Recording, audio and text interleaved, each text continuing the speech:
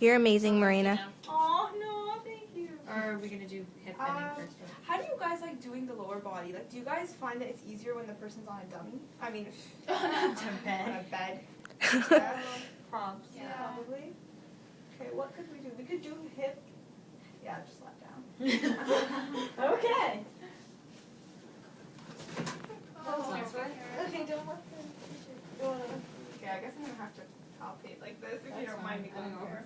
All right, so I'm now going to palpate the iliac crest. So I'm making sure that there's no bony prominences. Is there any pain?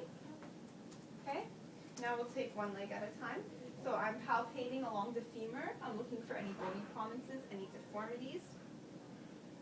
Now I'm reached the patella. Okay, the patella, they like this one. So you have to go around it a lot. So I'm feeling for any bony prominences, and at the patella you always look for fluid. So I'm feeling if there's any fluid accumulation, any pain, going down your leg. Now I'm at the tarsals. I'm going to feel the medial and lateral malleolus. It's kind of like the ankle. Now I'm going down towards your tarsal, your metatarsals. What are the phalanges? Yeah. Oh. Okay, let's just say we did the same thing for the other foot. Was there any pain? Anything I palpated? Okay, so now let's have the range of motion for the hip. So if you could lift up your leg, flexion, back down, extension, and same with the other leg, flexion and extension. Now if you could flex your knee, so bring it forward. Okay, and now I'm going to hold your leg and try to bring it towards you. All right, so flexion, extension. Now let's do the same thing with the other leg. Flexion, extension. Was there any pain? No. All right, so let's have abduction. So move your leg away, so just draw forward. All right, and adduction, back towards. Same thing with the other leg. Abduction and adduction. Was there any pain? No. Any discomfort? No. I have a question. Are we supposed to kind of guide them while doing that, or ask them to do it by themselves? You can, but I mean, I guess because they're all going to be normal patients, if you just tell them move it away, they can. If you want to hold, you can, but then don't like pull it away, right? For Farzana, I'd probably just like pretend to hold, but don't actually pull.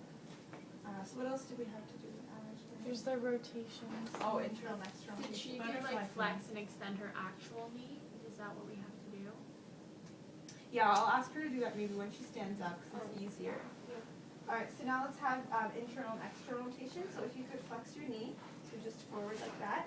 Internal rotation and external rotation, all right? And now let's do the same thing with the other leg.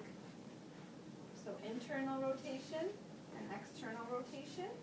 Right, now if you could stand up, we'll just do your feet and then we'll do your knees.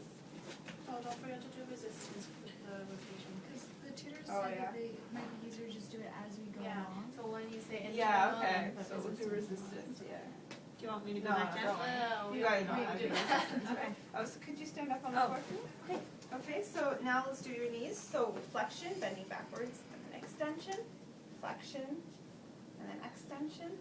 Plantar flexion, so put your toes down.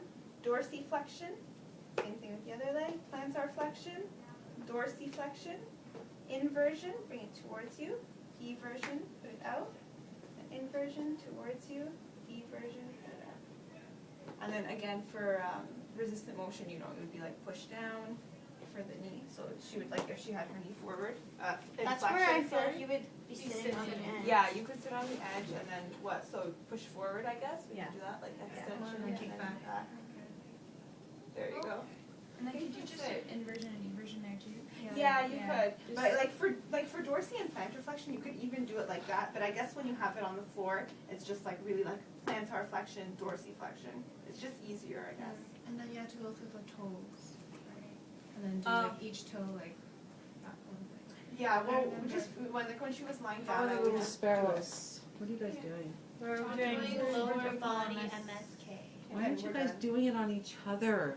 She's We're doing learning. Really going through it together. You have to, I want you guys to see how it feels to ask someone to do it. You're going to do that with a standardized patient.